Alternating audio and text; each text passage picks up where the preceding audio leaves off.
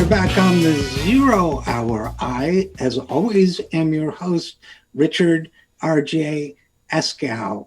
My next guest is one I always look forward to speaking with. She is the president of Social Security Works. Nancy Altman is also the author of the forthcoming book, Social Security Works for Everyone, which will come out in the New Press, published by New Press.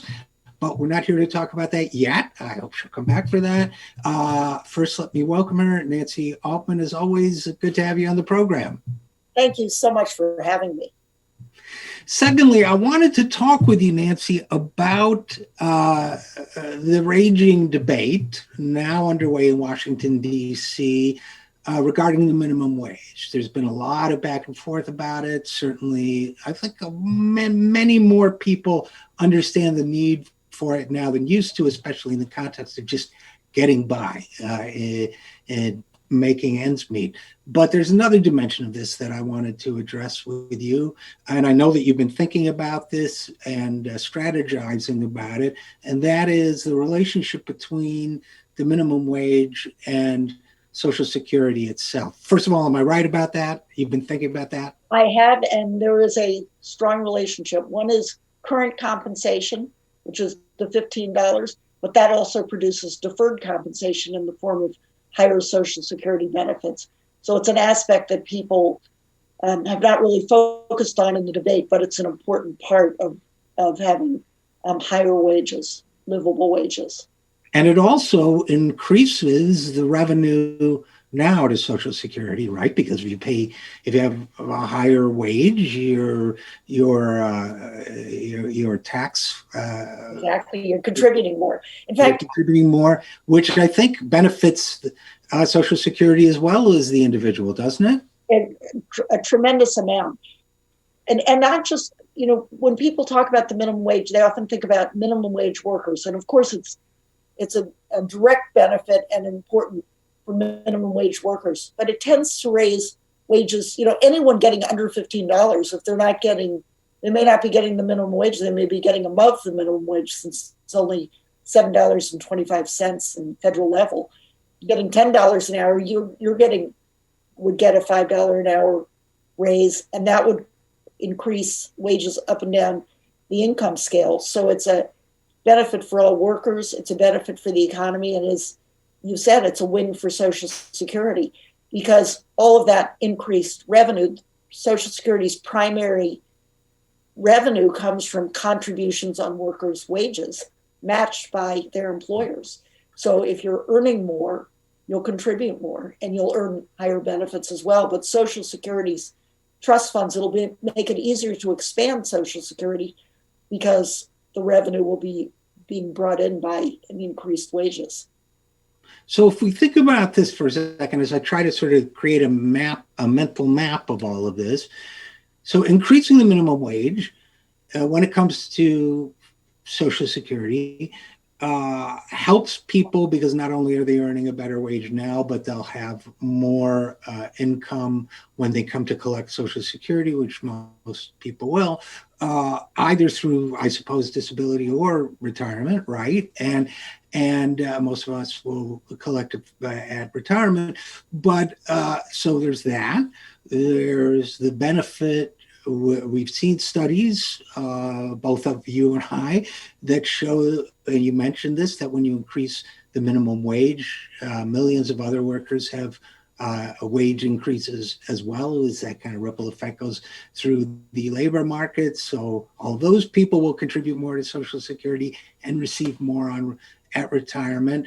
The fund itself is healthier. And then there's another piece of it, which you mentioned, you used the word, it helps the economy, which is if people are making more in income, they're consuming more, especially on the low end of the income spectrum, lower ends, they're consuming more, they're buying more jobs are created, more people have income, which is also the same effect happens again. They get more income today, they get more deferred income later, they contribute to the fund and so on. So you have this kind of cascading effect of benefits to Social Security and for the people who will receive it in the future if we go ahead and increase the minimum wage. Right? Absolutely. It's, they talk about vicious cycles. This is, as you point out, a virtuous cycle. This is, and just a few points on it. What Social Security is it's compensation. These are earned benefits.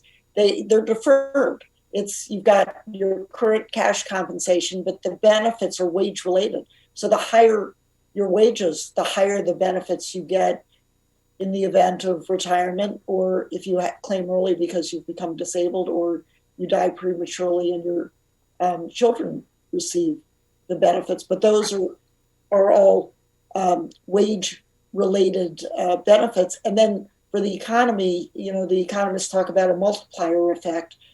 The studies show that for every dollar of Social Security benefits, it produces $2 in economic activity in the case of jobs and so forth, because people who get Social Security tend to spend, their retirees who are on average have lower incomes than workers. They tend to spend the money right away in their communities on necessities. And so the money isn't going overseas or going into a bank or savings or something. It's going out to stimulate the economy. So as you say, it's really a win for everyone, but it's especially a win both for the Social Security system and for all of us who contribute to that system. And there's another dimension of this I wanted to bring up, Nancy Altman, and that is that many of the people who including those who are apparently making it impossible to include the $15 minimum wage in the current COVID relief bill, many of those people, if not all of them, profess to have great concern about the federal deficit and the budget deficit. And without going into whether that's a real concern or not, or modern monetary theory or any of those things, just speaking from their perspective, because there are people who profess deep concern for the federal deficit. I mean, 2 points here. One is Social Security expenditures don't contribute, quote unquote, to that deficit, quote unquote, because it's got its own funds. Under current law, it's required to fund itself out of those funds. But increasing the minimum wage would reduce what we now know is billions of dollars, and correct me if I'm wrong, my understanding is billions of dollars each year in the use of government benefits, government supports, government assistance, because the minimum wage is not nearly enough to live on. So they would actually be reducing federal expenditures, reducing the deficit, if they approve the minimum wage, and yet they're the same people are opposed to it. I don't get the logic. Do you? No, in fact, you're exactly right. If you're a fiscal conservative, you should favor raising the minimum wage. And really, I don't even call it raising it. I call it updating it, because it's of less value now than it was in the 1960s. I mean, it's ridiculous how much that wages tend to go up every year, but not the minimum wage. But you were exactly right. All of us, through our tax dollars, are subsidizing Amazon and Walmart and all of these corporations, because they're employees who cannot survive on the wages they're paid, even though they're working full time, wind up having to get food stamps for all kinds of housing subsidies, benefits that it's good that they're there, but they shouldn't be going to subsidize the most profitable corporations in the world that are not paying their fair share of taxes, in some cases not paying any taxes. They should have to pay their workers a living wage. And that's the whole idea of the minimum wage, is the government setting, the same way we have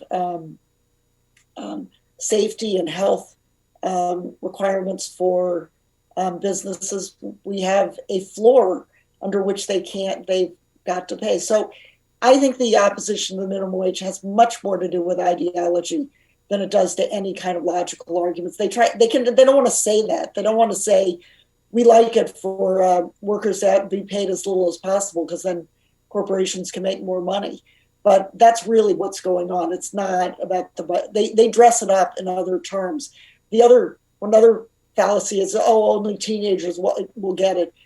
No, most people who receive the minimum wage are people 25 to and older who are working full time, and about a quarter, maybe not be that high, but it's a fairly large number are 55 and older. They're primarily women. They're primarily people of color. So it really is a moral issue. But if you for those who have no sense of morality, it's also an economic issue. We will all be better off if the minimum wage is updated. And by the way, just parenthetically, I think it was at the 50th anniversary of the March on Washington in 1963. In 2013, I wrote, Bayard Rustin, who spoke there, said the minimum wage was inadequate for working people to live on and needed to be raised. And in 2013 dollars, the minimum wage in 1963 was higher than it was in 2013. It was $7.25 in 2013. In adjusted dollars, the minimum wage in 1963 was about $9 and change, $9.10, $9.25. I imagine today it's close to $11.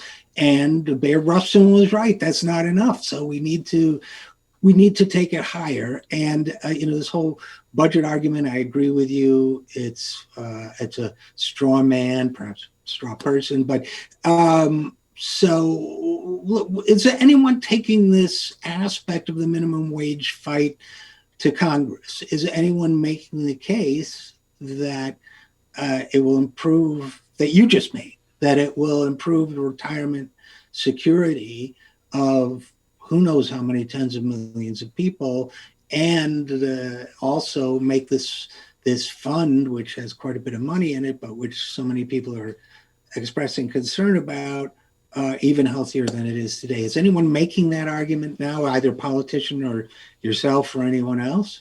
Well, the interesting thing is that even with updating the minimum wage is extremely popular.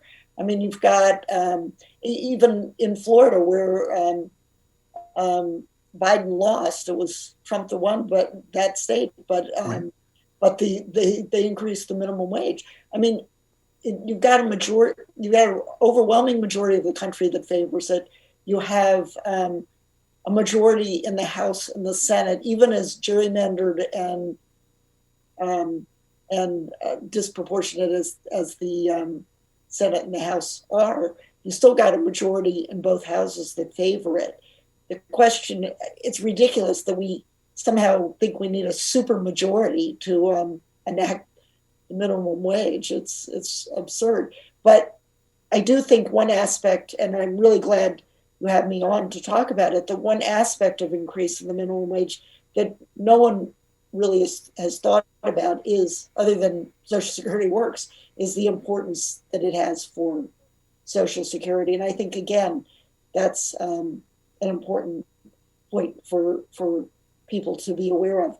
I'd like to make one other point, though, too, or sort of an optimistic point, and that is that, 10 years ago, most economists would have said, the fight for 15 was just so far out on the left, of course we can't afford that and so forth. Mm. It has now gotten mainstream. And it was really the domestic workers and it was minimum wage workers that really forced the issue of the fight for 15 and made it organizers. And it's very inspiring that today we're really on the cusp of it. And we really should have it at the least $15. It should really be higher than that. But it does show that when we all get together and we all push, it can really get issues on the agenda. And the next step is to have voting rights reform so that we can go back to having, and I think get really filibuster so we can once again have simple majority rule. Or as we call it, democracy. Yeah, yes, democracy. Well, speaking of optimism and things to look forward to, before I let you go, Nancy Altman, when is your new book coming out? It's coming out in April. It's an update. It's co-authored with Eric Kingston, who was co-founded with me. Social Security Works.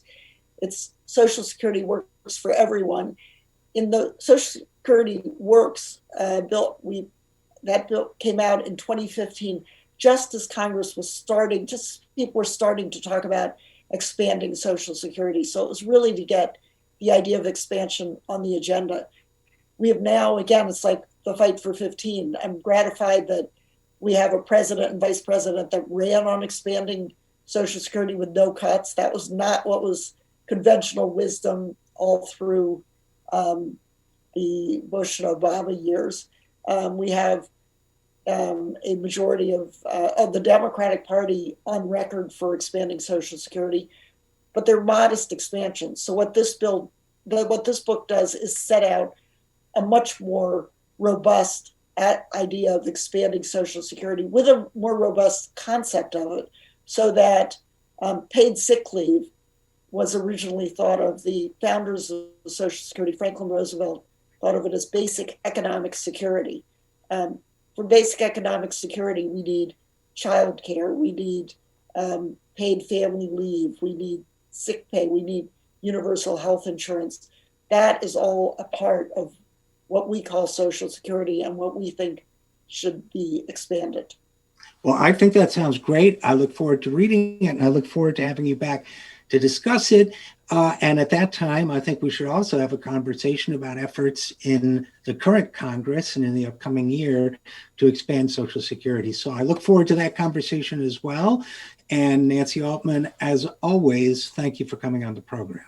Thank you so much for having me. Our pleasure. And we'll be right back after this. I am Richard RJ Eskow, and this is The Zero Hour.